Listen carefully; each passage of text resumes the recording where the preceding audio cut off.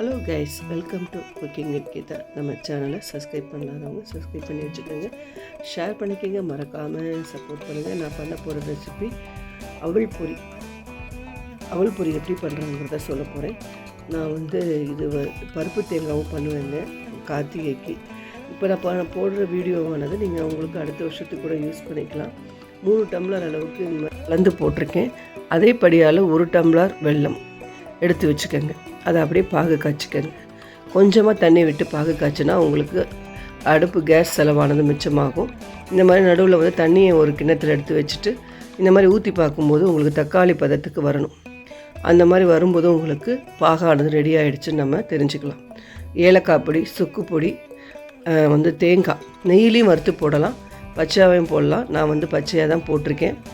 நெல் பொரியில் வறுத்து போட்டிருக்கேங்க. முன்னாடி ஒரு வீடியோ போட்டிருப்பேன். நம்மளோட விருப்பம்தான். அதாவது நெய்யில் வறுத்து போட்டால் கொஞ்சம் வாசனையாக இருக்கும், அவ்வளோதான். போட்டு கலந்து பாருங்கள், கரெக்டான தக்காளி பதத்துக்கு வந்துருச்சு.